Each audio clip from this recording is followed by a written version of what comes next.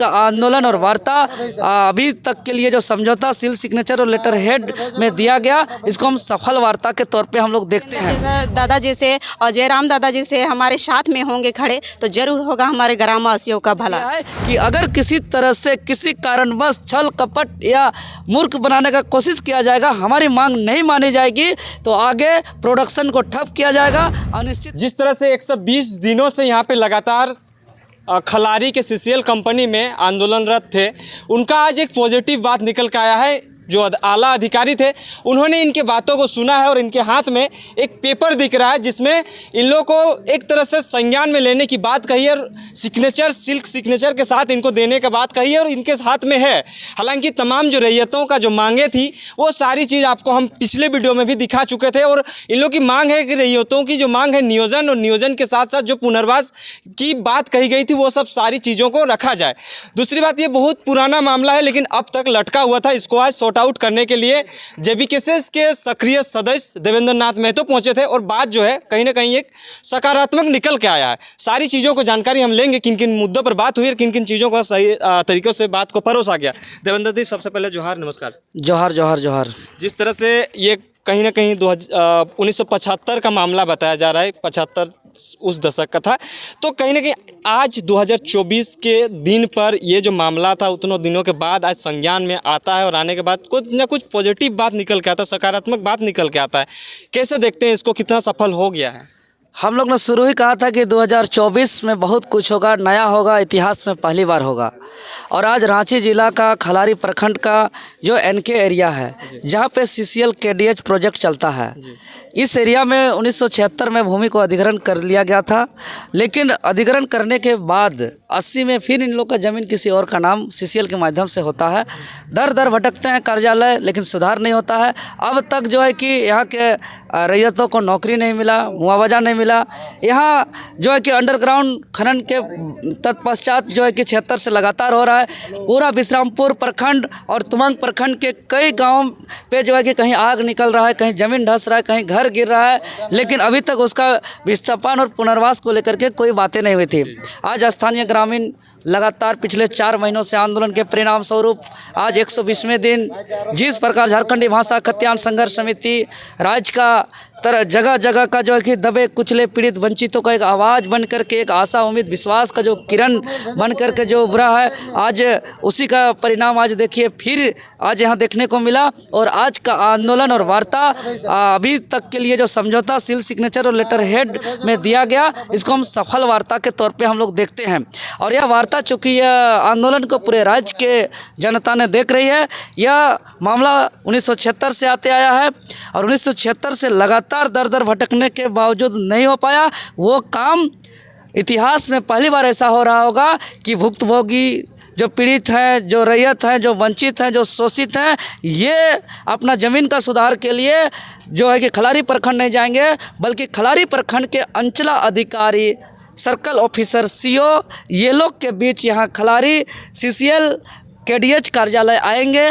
आगामी 2 फरवरी 2024 दिन शुक्रवार को यह बहुत बड़ा बात है और ये पुष्टि यहाँ के सीसीएल के प्रोजेक्ट ऑफिसर अनिल कुमार सिंह ने वार्ता करके डेट और टाइम लिया है। देवेंद्र जी, एक चीज़ जानने की कोशिश करें, किन किन मांगों के साथ कितना मांगों पर सहमति बनी? हमारा 8 मांग सहमति हुआ। जो एक तो जो ज़मीन का जो छेड़खानी किया गया था, यहाँ का रैयतों का ज़मीन खतियानधारियों को लेकर के जो नाम बदल दिया गया, इसका सुधार को लेकर के दर दर भटक रहे थे, जिसको सुधार को लेकर के आगामी 2 फरवरी 2024 दिन शुक्रवार को यहाँ सीओ साहब आएंगे।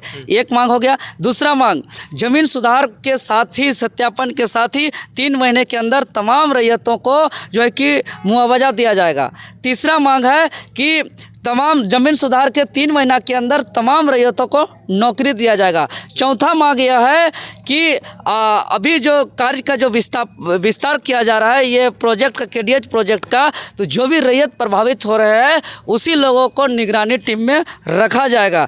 इसके बाद जो है कि पूर्ण रूप जो सबसे बड़ी मामला और गंभीर मामला, जो घर धंस रहा है और आग लग रहा है और वहाँ के लोग जान का खतरा मंडरा रहा है, यह सर्वे कार्य कल परसों से शुरू होने वाला है और सर्वे कार्य पूरा होते ही 3 महीने के अंदर जो है कि इन लोग का विस्थापन करके पुनर्वास किया जाएगा, जिसमें वहाँ रोड, स्कूल, कॉलेज, स्वास्थ्य सुविधा से लेकर सारे चीज़ का पूर्ण व्यवस्था ये लोग का किया जाएगा। यह 3 महीना के अंदर किया जाएगा सर्वे कार्य के पश्चात, और इसमें ग्रामीणों का सहयोग का भी बात कही गई है। इसके अलावा गैर मजरूआ जमीन और खतियानी व्यक्ति के वंशजों को चिन्हित करके ही नौकरी दिया जाए। जो इधर उधर छेड़खानी करके नाम बदल दिया गया है उसको दरकिनार करते हुए रैयती और गैर मजरूआ भूमि का जो भी सत्यापन होगा, यहाँ के रैयत शोषित भुक्तभोगी लोग दर दर कार्यालय नहीं भटकते रहेंगे, बल्कि यहाँ के केडीएच प्रोजेक्ट कार्यालय सीसीएल के माध्यम से इनका सुधार किया जाएगा। इस प्रकार 7 मांग को पूरा किया गया, और 8वां मांग हमारा यह है कि उक्त सभी मांगों को पूरा जब तक नहीं किया जाता है तब तक केडीएच प्रोजेक्ट का विस्तारीकरण रोड के आगे किसी भी हाल में नहीं किया जाएगा। अभी जहां तक हो रहा है वहीं तक सीमित रखा जाएगा। और हम लोग ने ये तमाम मांगों पर सील, सिग्नेचर, हस्ताक्षर लेटर हेड में देने के बाद हम लोग ने चेतावनी दिया है कि अगर किसी तरह से किसी कारणवश छल कपट या मूर्ख बनाने का कोशिश किया जाएगा, हमारी मांग नहीं मानी जाएगी, तो आगे प्रोडक्शन को ठप किया जाएगा, अनिश्चितकालीन के लिए आंदोलन किया जाएगा, और आगे अनिश्चितकालीन आंदोलन करेंगे। इसका सारा का सारा जवाबदेही यहाँ सीसीएल केडीएच प्रोजेक्ट के तमाम सक्षम अधिकारियों का होगा। चूँकि ये अगर कोल खनन का हम बात करें, कोयला खनन का बात करें, तो ये देश में लगभग 8 कंपनी है, जिसमें राज्य में हमारा झारखंड प्रदेश में 3 कंपनी काम करती है, एक जो किया जाए। जेबीकेएसएस का ये जो रैयतों का जो मांग था वो कितना सफल मानते हैं? जेबीकेएसएस का ये कितना बड़ा अचीवमेंट बोल सकते हैं कि इतना दिनों के बाद को आज सॉर्ट आउट करने का जो पॉइंट ऑफ व्यू से हम देखें तो ये कहीं ना कहीं एक पॉजिटिव बात निकल गया। जेबीकेएसएस इसको लेकर आगे क्या रणनीति तय करेगा अगर इन सब बातों को अगर नहीं माना जाएगा, क्योंकि विगत अगर 30 साल 40 साल से ये मामला जो है लटका हुआ है? जी, हमने उसका भी जिक्र कुछ देर पहले ही कर दिया था। अगर किसी तरीके का छल कपट किया जाता है तो जेबीकेएसएस जो है कि प्रोडक्शन को ठप कर देगा। ये पूरा केडीएच प्रोजेक्ट को आगे विस्तार होने नहीं देगा, और जो है कि यहाँ पे प्रोडक्शन ठप होगा, वहाँ यहाँ कोई काम नहीं होगा, यहाँ पे कोई प्रोडक्शन नहीं होगा।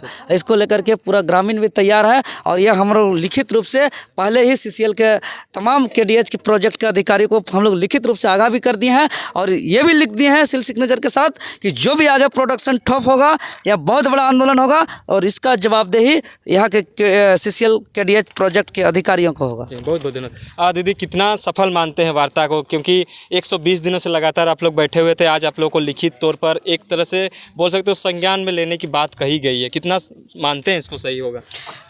सभी आपके चैनल के माध्यम से सभी भाइयों दीदी लोग को सबको हम झारखंडी जोहार बोलना चाहते हैं। और आज हम लोग जेबीकेएसएस के बैनर तले आज हम लोग धरना प्रदर्शन किए, और हम लोग जो धरना प्रदर्शन किए उसके मतलब बहुत हद तक हम लोग का जो है मांग वो पूरा होगा हमारे देवेंद्र दादा के माध्यम से। तो हम दिल से देवेंद्र दादा को धन्यवाद बोलते हैं, जो कि हमारे ग्रामीण वासियों के लिए इतने रांची से चल के हमारे हक अधिकार के लिए लड़ने के लिए हमारे साथ खड़ा हुए हैं। इसके लिए सफल मानते हैं ना इसको? होना और तय है, ये होना तय है, सफल होगा, क्यों नहीं होगा। जब हमारे देवेंद्र जैसा दादा जैसे और जयराम दादा जैसे हमारे साथ में होंगे खड़े, तो जरूर होगा हमारे ग्रामवासियों का भला।